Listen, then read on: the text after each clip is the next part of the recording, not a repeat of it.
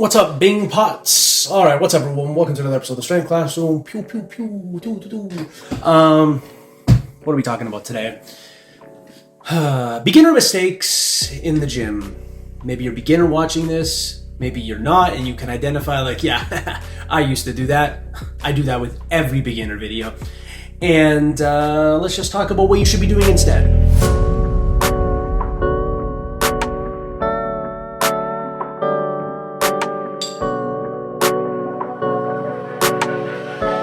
Mistake number one, program or exercise hopping. So what I mean by that is, for those of you that have never heard that term, which shouldn't be a lot of you, but let's say, okay, I'm going to do this back workout this week, and the next week I'm going to do this back workout, and the third week I'm going to do this back workout, and then maybe I'll go back to the first one, and then I'll go back to the third one, and the second one, or maybe you never do the same workout twice. Beginners need consistency. They need repetition of the movements. You can have some variation, but it should be very infrequent. So you should be able to take, let's say, 6 back exercises.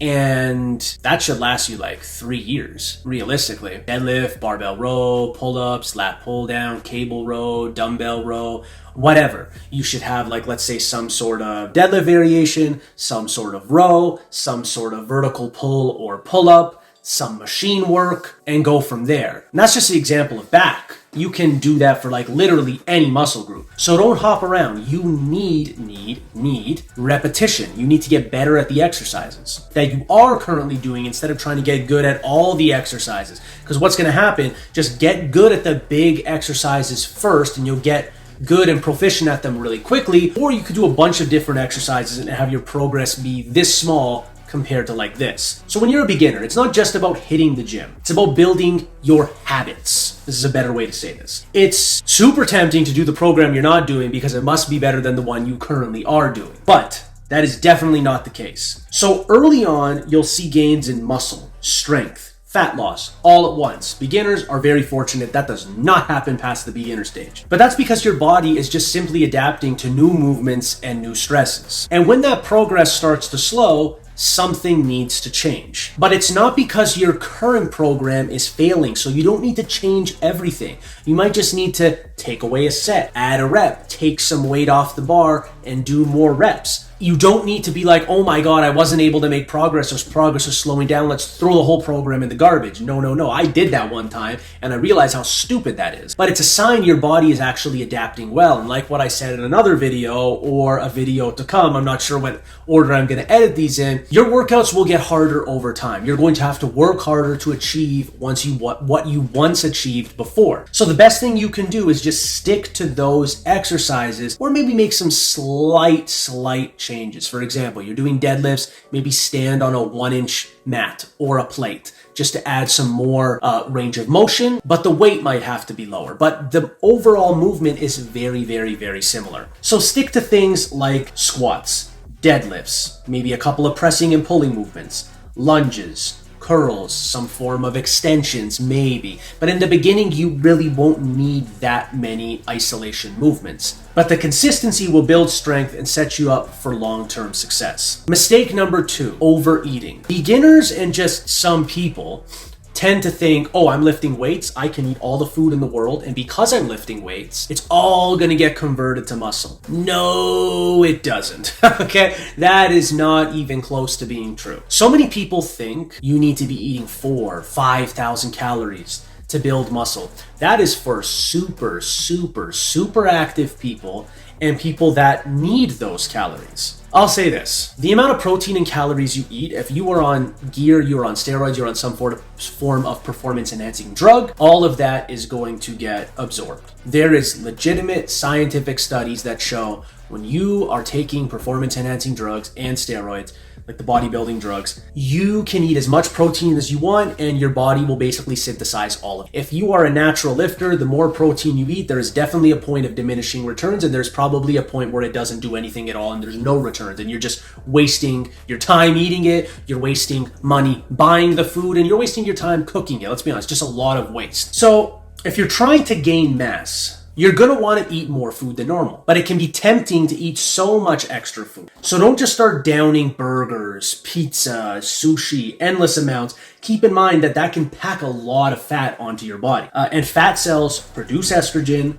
and can mess with your insulin sensitivity, which you need to build muscle. Instead, focus on a lean bulk. So aim for about 1 to maybe 1.25 grams of protein per pound of body weight. Everyone always says lean body weight, but unless you get like a DEXA scan or get that found out, not many people are going to know what their lean body weight is. So I say aim for 1 pound. If you are not that lean, maybe 1.25. If you are lean, it's just an easier way to auto-regulate it yourself. And eat most of your carbs around your workout to make sure it's going to fueling your workout and then fueling what you replenished. I'm not saying if you work out in the evening and you have carbs for breakfast, it's not all being turned into fat. I'm not saying that. Just try and get a good portion of your carbs around your workout and you should be good. For fats, go for things like nuts, olive oil, eggs, fatty fish, but don't overdo these as well. Don't think, hey, avocados are healthy fats, I'll have 4. No. No, I've known people who have done that, who think just because something is good for you means the more you eat, the more it'll be good for you, and that's not the case at all. Vegetables, fruits, depending on your goals, I eat a ton of fruit. I love fruit, but vegetables and fruit, they have fiber, they take up space in your stomach, they will keep you feeling full and not tempt you to overeat. Good for digestion, I should mention. They're very low calorie, especially vegetables. Fruits definitely have more calories, more sugars, more carbs. You got to be careful with fruit, which I will make a video. I hate when people say that, but for another reason. I'm not saying eat endless amounts of fruit. Just, the sugar in fruit is better than the sugars in other things. And it has a lot of micronutrients, fruits and vegetables, that people always, especially beginners, they just think, hey, calories, protein, fat, carbs. That's it. Nothing else is in food. All right, beginner mistake number 3. Don't cut too soon. I hate this mistake. People just start working out and they think, oh, I don't have abs, I should start cutting. However, you cannot cut if you are 150 pounds. You think if you have abs at 150 pounds, you're gonna look big and muscular. No, you're gonna look skinny. So if you've been lifting for a few months, under a year, and you have some muscle definition or none at all, maybe you're on the chubbier side, don't focus on cutting. Build muscle. That will help you burn more calories over time.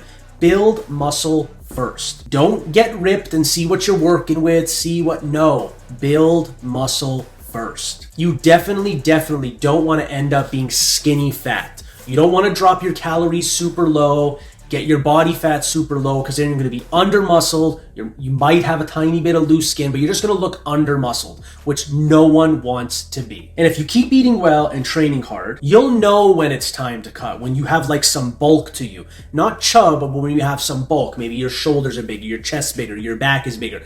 Then you can do mini cuts along the way. But always wait till you've packed on enough muscle before you start cutting. And then when you finally do lean out, you'll actually have some size to show for it. Number 4, train more frequently. And I don't mean the amount of workouts, I mean the amount of times you are stimulating a muscle. So I am very, very biased towards upper lower. And I always put my own little twist on it, where back sometimes can go on lower body days, so on and so forth. However, that does not mean you do a 6-day bodybuilding split where you're doing one muscle group per day. You're not doing hundreds of sets. You're not training like Arnold. You're not training like your favorite bodybuilder. That is not what train more frequently means. What training more frequently means is that when you're a beginner, you have an advantage. Your strength is relatively low. So your workouts are not going to be as stressful because the amount of weight you are moving is not going to be as high and it's not going to drain you as much. So you can recover faster and you can hit the gym more often, getting higher muscle protein synthesis, and you can get to the destination a little bit quicker, as opposed to just doing back 1 time a week, chest 1 time a week, legs 1 time a week, and so on and so forth. The more you train without overdoing it, like I just said, don't do hundreds of sets, the faster you'll see results. So training 5 or 6 days a week, maybe not the best strategy, but 4 times a week and maybe a 5th day to do some other stuff. But let's focus on 4 times a week. You can follow a split upper lower. It's like maybe the first leg workout of the week is like a squat biased with some posterior chain, but like a squat biased workout. So like something with squats. and then quads, and then maybe you can end with some hamstrings and some calves or something like that. Then your day 2, your first upper workout would be pressing and pulling movements, and then maybe some lateral raises and some curls. Day 3, maybe you can do almost like a posterior chain focused workout. So maybe some Romanian deadlifts, some glute ham raises, or some like hamstring curls, and then some like heavier lunges, since it'll be like your own, or split squats. And then your day 4, your other upper body day, would maybe be either an incline or a seated shoulder press, standing shoulder press, and then some more pulling movements. It can be some triceps, since you did some curls on the other day, some lateral raises, some rear delts, whatever. Very basic workouts. So this approach allows you to stay consistent. It allows the muscles to be hit a little bit more frequently than if you were to just do 4 times a week in one muscle group per day. And it keeps you progressing. So beginners can benefit from more frequent workouts because your body is just ready to grow. It's dying to grow at this point. And your recovery is actually going to be pretty good when you're a beginner, just for the fact that your workouts are not that impressive yet. The weights you're moving are not going to be anything to write home about, but soon they will be if you just stay on the path, stay consistent, add weight, add reps, be consistent in the kitchen, all that stuff. So if you like this video, like, share, subscribe, do all that good stuff. And as always, ladies and gentlemen, have yourself a great day.